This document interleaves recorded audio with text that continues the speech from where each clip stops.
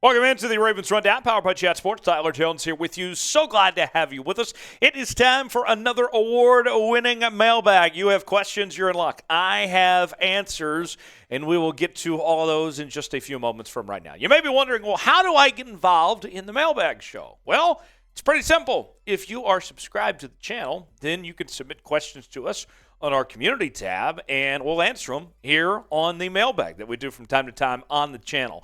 Must be subscribed now if you want the latest Baltimore Ravens news and rumors, post-game recaps, game previews, as well as be a part of our mailbag segments. This is the place to be. Subscribe now for free. YouTube.com/RavensTV. First question in the mailbag this week comes from Gary. If Lamar doesn't re-sign with the Ravens, should they consider signing Derek Carr or even as a backup? Now, this is interesting. Derek Carr. Well, I'll say this much. I think the Ravens are going to do whatever it takes to keep Lamar Jackson in town. And I would go as far to say if that even means losing out on Roquan Smith, I think they would choose Lamar Jackson over Roquan Smith personally. I don't see the Ravens moving on from Lamar Jackson. But let's just say, for all intents and purposes, that things do not work out with, a contract situation, or if Lamar wants a trade, doesn't like the franchise tag, whatever it may be. If things just fall through, then I could see Derek Carr being a possible option for the Ravens at that point as like a stopgap quarterback. I could see them signing Derek Carr because he would obviously be, released or cut, whatever it may be, his contract situation. You wouldn't have to pay him the money the Raiders are paying him now. It'd be considerably less.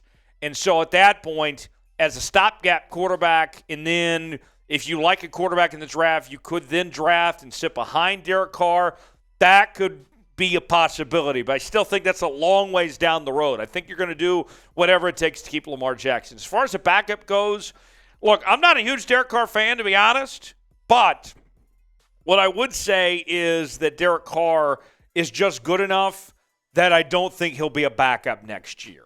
I think there's too many teams when you look across the National Football League that need a starting quarterback next season, that even though Derek Carr's not going to be in Las Vegas, he will be a starter for somebody day one. I don't see him backing up Lamar Jackson there. So I know that's a long answer to your question, Gary, but that's the situation I see. So you tell me in the comment section.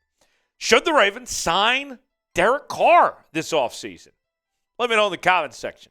You might get an ad break. If so, take advantage of it. Get your votes in. Y for yes, in for no, if you think the Ravens should sign DC.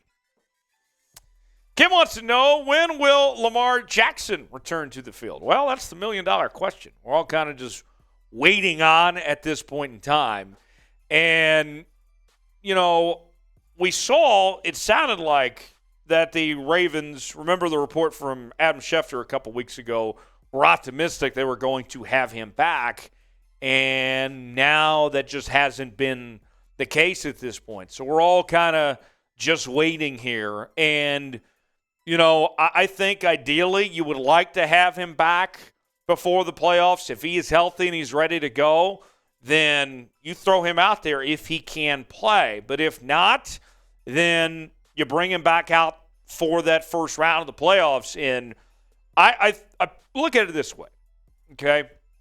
I would say that the Ravens, if they're going to make any run of some sorts at all, if you want to win a playoff game, you got to have Lamar Jackson. And so what I would guess is if Lamar is ready, if he's 100% healthy and ready to go, he is back this week and goes out there and they do what they can to have him for this playoff run. But if he's not, then I think there's reason to be, how do I say this? Reason to be, I don't even like using the word scared, but nervous, because Tyler Huntley I don't think is going to be the guy to win you playoff games. So we'll see. That's kind of where we're at right now, is in we'll see mode. Jeremy wants to know, should Gus Edwards play more? Yeah, he should. John Harbaugh was talking about that this week, that they need to get more out of Gus Edwards, that he wasn't very happy with the lack of carries that Gus Edwards got on Sunday night against Pittsburgh. And, if you're John Harbaugh, you're the head coach. I know John Harbaugh is more of a defensive guy, but you're still the head coach. I mean, you got to be in Greg Roman's ear or your offensive coaches and be like, get the ball more to Gus Edwards. We shouldn't be having to hear that later on in a, Monday or Tuesday news conference, whatever that is. I look at it that way, yes. Gus Edwards should get more carries, but I like what I've seen from JK Dobbins too. I think it's a balanced approach. You have two good running backs. You have two healthy running backs between Gus Edwards and JK Dobbins. I'd like to see both guys on the field and try to maximize what you can out of both players.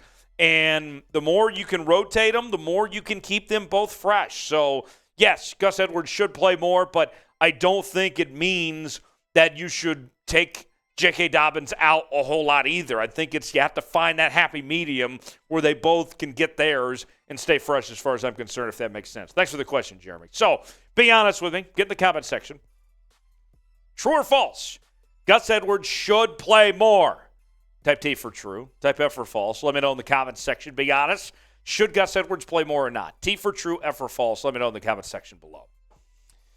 Billy writes in, which tight end is most likely to step up besides Mark Andrews? So what's been interesting when we've talked about this Ravens situation of the receiving core and how many guys have just gone down. They've dropped like flies, right, from Rashad Bateman to a number of injuries at that wide receiver position. They were already kind of shorthanded to begin 2022 anyway. Well, part of the relief was, you have a great tight end room that should alleviate some of the issues that come with the receiving core. And beyond Mark Andrews, no one has really looked consistent in that tight end room for Baltimore at this point. And so what I would say is, based on what we've seen of the small sample size, it would tell me that Isaiah Likely would be that guy. But entering this draft, I liked Charlie Kolar more than I did Isaiah Likely. You got Charlie Kolar healthy now. He's been practicing and been around the team for a couple weeks now. I'm very intrigued to see what there is out of Charlie Kolar. And I know the easy answer is to say Isaiah Likely, and that's an understood answer for a lot of good reasons. But I would say, I'll put it this way, Billy. I wouldn't rule out the impact that Charlie Kolar could potentially bring to this Ravens team. I think Charlie Kolar is going to be a very good tight end in this league. He actually reminds me a lot of Mark Andrews. And, watch out. Charlie Kolar, I think, is the guy that I'm looking for potentially to provide a spark. We'll see what he brings to the table, but a lot of talent. It's a good tight end room, but got to show some more consistency besides M.A. Karen writes, will Greg Roman be back next year? I hope not. I'll be honest with you. I really hope the Ravens move on from Greg Roman. We did a video a couple weeks ago on possible replacements for Greg Roman, and I think that when you look at this Ravens team, it's time for an overhaul of this offensive scheme. Because the truth of the matter is, this offensive scheme is not working. Even when Lamar's out there and everything, this just isn't it. The next offensive coach has to be somebody that's willing to throw the football downfield more. I think Lamar is capable of throwing the football downfield more, but that Greg Roman is holding him back and not allowing him to do so. And so one of the things I look at, the number one guy I like if the Ravens were to get another OC is Todd Monken, the OC at the University of Georgia. They're going to be playing the national championship game on Monday night against TCU. Whatever your plans are for Monday, cancel them. You need to watch this national championship game, not only because it's going to be a great game, but look at that Georgia offense and the way that Todd Monken is able to adapt, whether it's through the run game, the passing attack. Stetson Bennett, for damn sake, threw for 400 yards against Ohio State, and he was a walk-on quarterback. And that's what Todd Monken's been able to get out of him as far as I'm concerned. So that's the guy I'm looking for. I hope Greg Roman's not back next year. I hope they hire somebody by like Todd Monken that plays to the strengths and gets the most out of his offenses. Great track record in the NFL, Georgia, Oklahoma State, just to name a few. What say you? Should the Ravens keep Greg Roman? If you think they should, type K for keep.